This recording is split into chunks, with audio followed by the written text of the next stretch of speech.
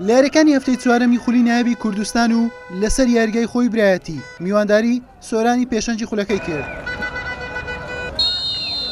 لەگەڵ دەستپێکی یاریەکە یاریزانانی برایەتی فشاری تەواویان خستە سەر گۆلی یانەی میوان بە ئامانجی تۆمارکردنی گۆڵێک بە خێرایی. دڵشاد حەمەڕەش لەم هێرشە دوو جار بەختی خۆی تاق کردەوە، جارێک ستون ڕێگر بوو، جارێکیش یاردەدەری نابژوان ئاڵاکەی بەرز کردەوە و بەهۆی ئۆفسایدەوە گۆڵەکەی ڕەت کردەوە. هێرشەیەک لە دوایەکەکانی برایەتی گۆڵێکی بە دوای خۆیدا هێنا لە ڕێگای هەمان یاریزان لە خولەکی 26. برایەتی چاوی لە گۆڵی دووەمیش بوو، بەڵام سۆران بێدەنجی هەڵبژاردبوو، وەڵامی بۆ هێرشەکانی برایەتی نەبوو. نیوەی دووەم یاریەکە سۆران تا ڕادەیەک هاتە پێشەوە بە مەبەستی گۆڵ یەکسانی، بەڵام برایەتی لە ڕێگای ژیار گۆڤەندەوە ئەنجامەکەی دوو هێندە لێ کرد. تەنها سێ خولەک تێپەڕی. گەیلان لوقمان لە ڕێی زیانەی برایەتی بە کارتی سوورکرایە دەرەوە، دوای ئەوەی دووجار لەگەڵ یاریزانانی تیپی بەرامبەر پێکداکەوتن، دوو کارتی زەردی پێدرا بە بیانووی نمایشکردن.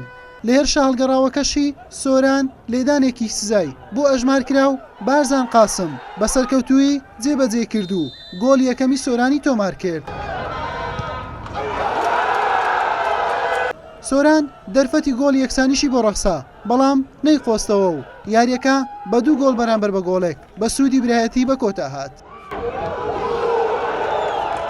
یاریێکی خۆش بوو لە زەولێ چارەم، یاریێکی قرس بوو بۆ ئێمە بێ ئەوانش ئەمە لە جەمی یەکەم خراپ دەستمان بە یاری کرد و ئەوە شاری تۆپی پێ ئەگەر لە جەمی دوم یاریێکی زۆر باشمان کرد، فرسەمان نەبوو دەماتوانی گۆلی بکەین، گۆلی بەرامبەریش بکەین، بەڵام ئەوە تۆپی پێە مەوەفەق نەبووین. ئینشاڵڵا لە یاریەکانی داهاتوو تەعویز یەکەینەوە. سەرەتا سوپاس بەخوای گەورە کە توانیمانە و یاریە سەرکەوتن بەدەستبێنینەوە خۆشمان هەفتەیەکە کار لەسەرەوە دەکەین، هەر چۆنێک بی بتوانین سێ خاڵ یاریەکە بەدەست بێنین و هەرچەندە یاریێکی زۆر قورسش بوو بۆ ئێمە، بەڵام سوپاس بەخوا کە توانیمان سەرکەین و بەمەنجامە برایەتی بەهەشت خاڵ و بە جیاوازی دوو خاڵ لەگەڵ سیروانی نوێی پێشەنگ هاتە خانەی دووەم و سۆرانیش تەنها پێشەنجی لە دەست نەدا، بەڵکو دابەزی بۆ خانەی چوارەم.